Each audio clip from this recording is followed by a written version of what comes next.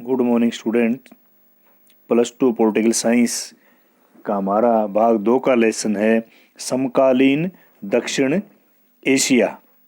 इस लेसन के अंदर हम समकाल का अर्थ वर्तमान समय में दक्षिण एशिया के देशों में किस प्रकार से संघर्ष चल रहे हैं और दक्षिण एशिया पूरे विश्व के अंदर देखिए महाद्वीप अलग है, उप महाद्वीप अलग है।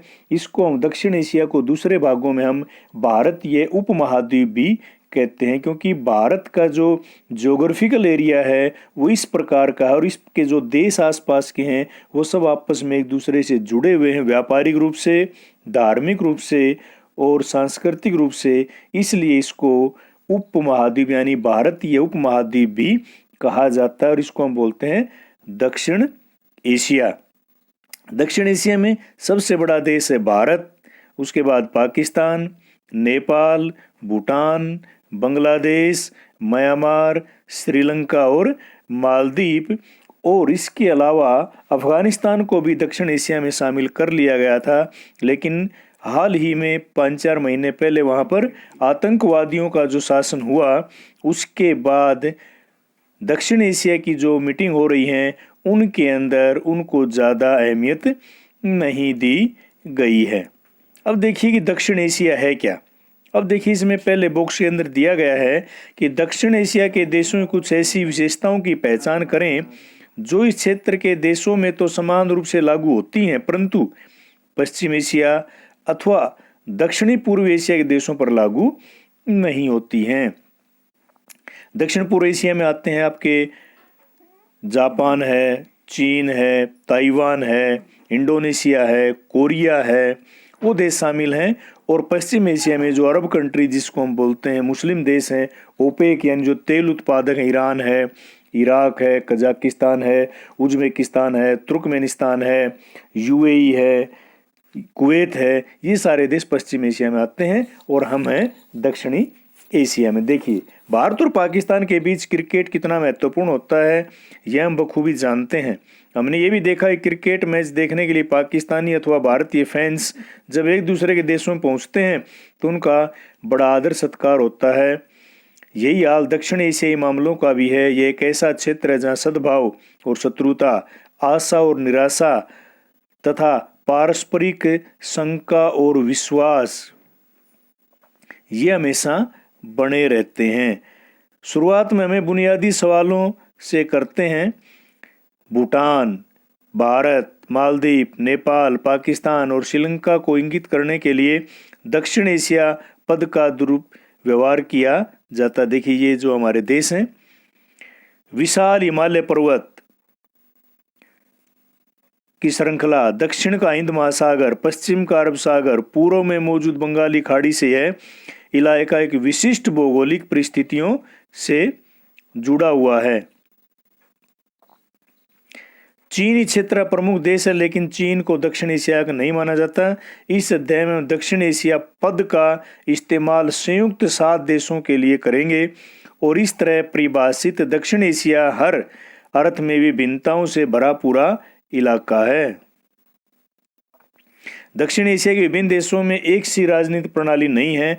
अनेक समस्याओं और सीमाओं के बावजूद भारत और श्रीलंका में ब्रिटेन से आज़ाद होने बाद लोकतांत्रिक व्यवस्था सफलतापूर्वक काम कर रही है। कि जैसे पाकिस्तान है, पाकिस्तान के अंदर बार बार तानाशाही सरकारें बनती रही हैं, 4 बार वहां तानाशाही सरकारें रही हैं। सबसे पहले अयूब खान ने वहां पर जो सैनिक शासक था जनरल अयूब खान, उसने पहले प्रधानमंत्री लियाकत अली खान की सरकार को गिरा करके वहां तानाशाही सरकार स्थापित की। उसके बाद में जियाउल हक जिसने जुल्फिकार अली भुट्टो को फांसी पर चढ़ा करके और वहां सरकार बनाई। फिर याह्या खान, जनरल याह्या खान ने सरकार बनाई और 1999 के अंदर जनरल परवेज मुशर्रफ ने नवाज शरीफ को जेल में बंद करके वहां पर सरकार बनाई। इस प्रकार 4 बार वहां इसको बोलते हैं तख्ता पलट। तख्ता पलट का यह अर्थ नहीं है कि तख्त के ऊपर बैठ करके उसको पलट दिया जाए, यानी सरकार पर कब्जा कर लिया जाता है। भारत के लोकतंत्र की बहुत सारी सीमाओं भारत के लोकतंत्र बहुत सारी सीमाओं की तरफ अंकित किया जाता है, लेकिन हमें याद रखना चाहिए कि राष्ट्र के रूप में भारत हमेशा लोकतांत्रिक देश रहा है और भारत जैसा लोकतंत्र विश्व के अंदर कहीं पर भी नहीं मिल सकता। ये क्वेश्चन बार बार आते हैं, क्या पाकिस्तान, बांग्लादेश और म्यांमार की तरह से क्या भारत में भी तख्ता पलट हो सकता है? नहीं हो सकता, क्योंकि भारत की सेना और भारत का नागरिक प्रशासन बिल्कुल अलग अलग हैं। दोनों एक दूसरे के मामले में कोई इंटरफेयर नहीं करते हैं, सबके डिपार्टमेंट भी अलग अलग हैं। जैसे हमारे यहाँ पर रो है, अन्य गुप्तचर एजेंसियां हैं, वो गृह मंत्रालय के अंतर्गत काम करती हैं और पाकिस्तान में ये सेना के अंडर काम करती हैं, इसलिए वहाँ की सेना पावरफुल है। अब आते हैं हम शीत युद्ध में। जो हमें पहला लेसन था हमारा, हमने पढ़ा था कि शीत युद्ध था रशिया और अमेरिका के बीच में, लेकिन पूरा वर्ल्ड दो भागों में बटा हुआ था। उस दौरान शीत युद्ध के बाद के सालों बांग्लादेश में लोकतंत्र कायम रहा। पाकिस्तान में शीत युद्ध के बाद के साल लगातार दो लोकतांत्रिक सरकारें बनी। पहली सरकार बेनजीर भुट्टो और दूसरी नवाज शरीफ।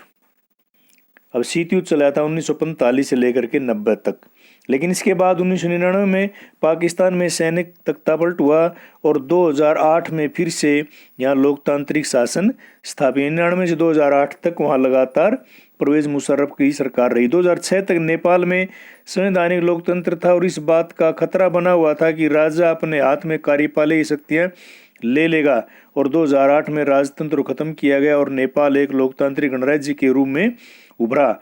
बांग्लादेश और नेपाल के अनुभवों के आधार पर हम कह सकते हैं पूरे दक्षिण एशिया में लोकतंत्र एक स्वीकृत मूल्य बन चला है। भूटान 2008 में संवैधानिक राजतंत्र बन गया। राजा के नेतृत्व में यह बहुदलीय लोकतंत्र रूप रहा।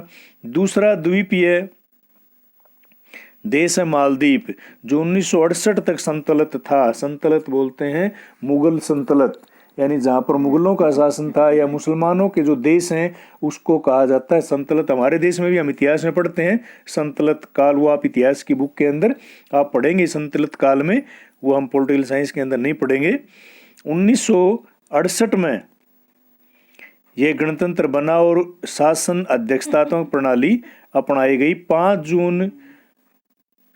जून 2005 में मालदीव की संसद में बहुदलीय प्रणाली को अपनाने पक्ष में मात्र मतदान हुआ और मालदीव या डेमोक्रेटिक पार्टी का देश में राजनीति मामलों में दबदबा है और एमडीपी ने 2018 में हुए चुनाव में जीत हासिल की है। देखो, लोकतंत्र में भी दो प्रकार की होती हैं, एक अध्यक्षीय लोकतंत्र और दूसरा होता है संसदीय लोकतंत्र। अध्यक्षीय लोकतंत्र में सारी शक्तियां राष्ट्रपति के पास होती हैं और संसदीय लोकतंत्र में सारी शक्ति संसद यानी प्रधानमंत्री और उसके मंत्रिमंडल के पास होती हैं। हमारे देश में सारी शक्तियां संसद के पास हैं और संसद में कार्यपालिका के पास हैं और कार्यपालिका मुखिया प्रधानमंत्री होता है, यानी सारी शक्तियां प्रधानमंत्री और उसके मंत्रिमंडल के पास हैं।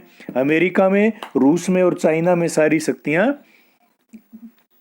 राष्ट्रपति के पास हैं और उसको हम अध्यक्षीय शासन प्रणाली कहते हैं। देखिए, लोकतंत्र को तानाशाही के ऊपर वरीयता, इसमें देखिए इनमें से किसी एक कथन से सहमत कि लोकतंत्र बेहतर क्या है? बांग्लादेश में 69, भारत में 70, नेपाल में 62, पाकिस्तान में 37 और श्रीलंका में 71। कभी कभी तानाशाही भी हो सकती है, कोई फर्क नहीं पड़ता है। तो इस लेसन के अंदर हम यही आगे पढ़ेंगे कि दक्षिण एशिया के देशों के अंदर किस प्रकार से धार्मिक और राजनीतिक समूह हैं, उनका भी इसके ऊपर काफी असर रहता है। इसके क्वेश्चन को हम अगले भाग के अंदर देखेंगे। Thank you very